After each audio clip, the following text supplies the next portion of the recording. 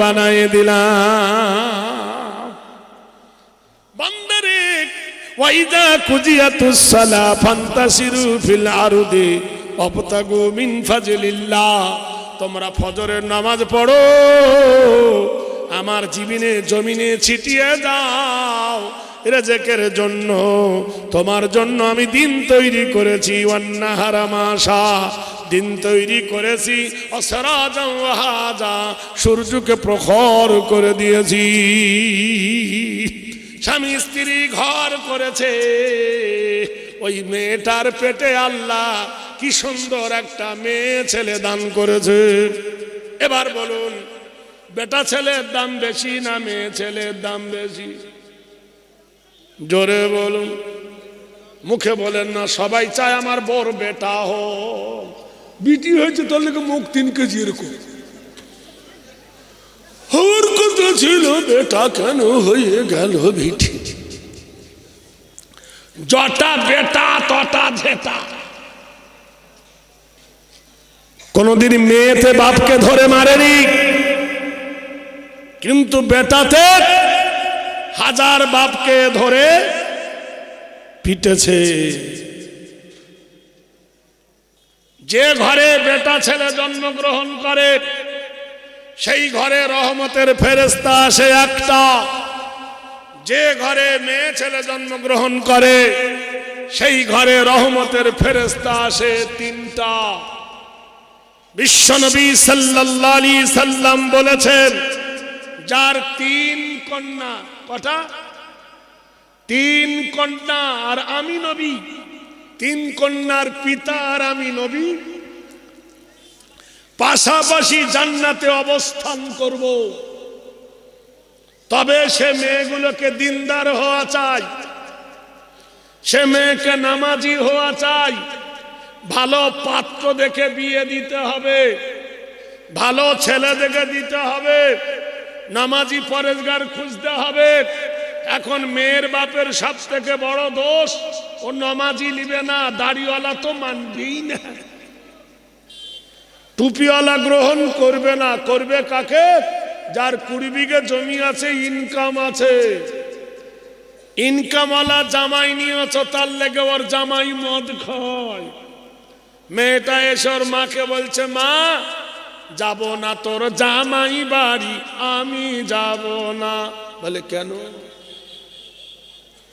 কথা বুঝতে পেরেছেন? দালান দেখে দিলি বিয়ে, খাগামা তুই দালান ধুয়ে, ওই দালানে শুয়ে আমার ঘুম আসে না, জাগামা তোর জামাই বাড়ি, আমি যাব না। কথা বলছেন? ফজরের আজান যখন পড়ে,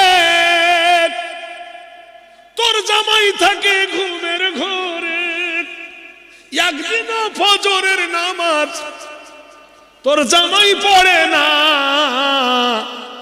মদ ছাড়া তার জিন্দেগি দিন চলে না। কথা বলছেন কি না? ফজরের নামাজ পড়লেও মদ খেত। যে ফজরের নামাজ আদায় করে আল্লাহ তার জিম্মাদার হয়। জোরে বলুন সুবহানাল্লাহ। এই শিক্ষার জন্য 2টো রাস্তা খোলা, একটা খুঁটি গাড়া, একটা খুঁটি ছাড়া। যদি বলেন বয়স হয়ে গেছে, 3 দিনের জন্য তবলিগে দাও। কদিনে? 3 দিন।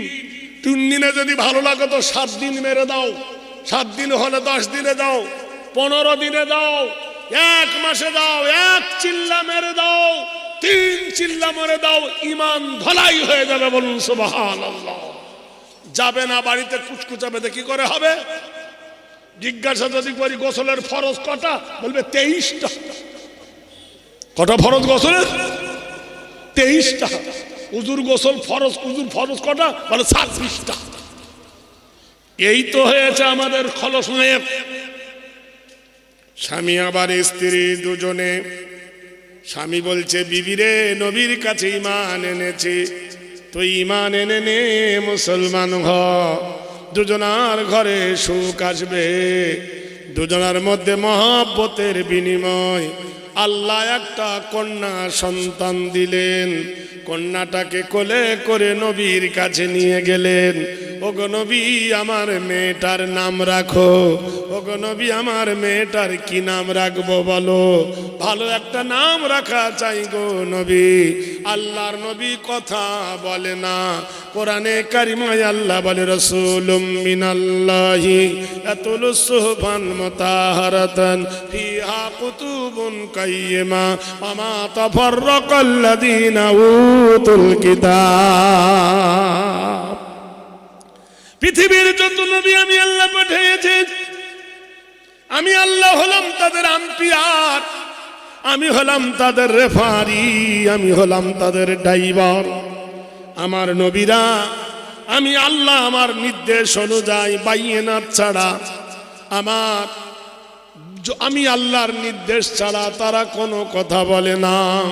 তাদের পথ চলার জন্য গাইড বুক দিয়েছি কিতাব, আমি ঈসা রুহুল্লাহকে দিয়েছিল আল্লাহ ইনজিল। নবী নীরব।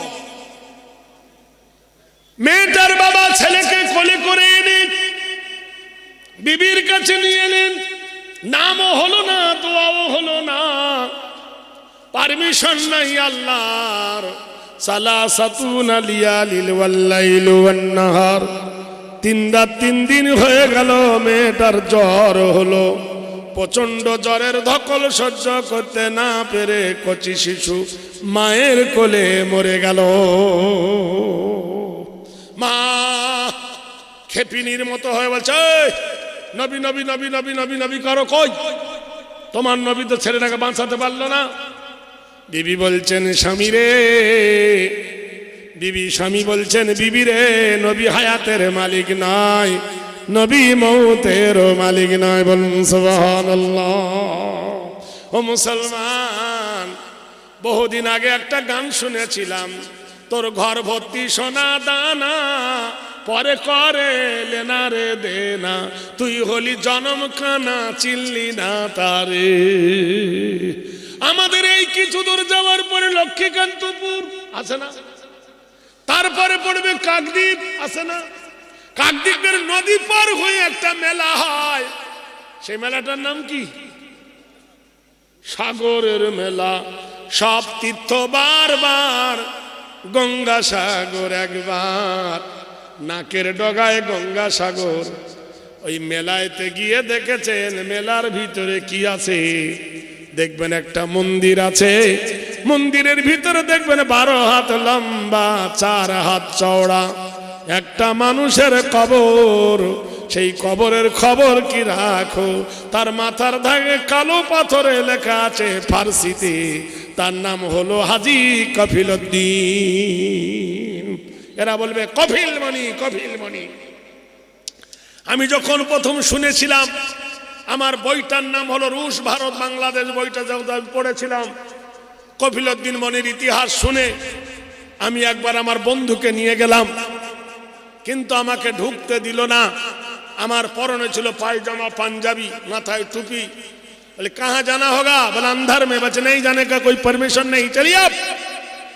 আলি দাঁড়া, পারমিশন দিস কি না কালকের আমি দেখব।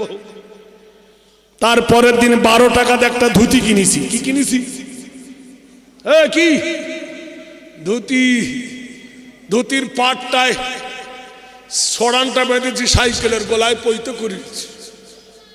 আর আমি আশ্রমের ছাত্র, নিমপিট আশ্রমের ছাত্র আমি, বুঝলেন, মোল্লার চকে জায়গির থাকতাম, মাসে 1 দিন এসে ক্লাস করতাম। ভালো করে ধুতি পড়েছি, ধুতি পরে আমি আজও জানি। আর তখন একটু মোটা সোটা ছিলাম, ধাড়ি ভরি একটু বেশি, দাড়ি না হলে একটু নাদুক নুদুক চেহারা ছিল আর কি। সকালবেলায় যখন মন্দিরে ঢুকছি, হিন্দুস্তানে বলছে জানে কালিয়ে কই পারমিশন নেই, যোগ সিদ্ধি সর্বনাং দেবতা আরাধনা, কৃষ্ণ দেব আগমনী, নারায়ণ পূজ্য, হেতি প্রত্যক্ষ দেবতা পূজ্য নম।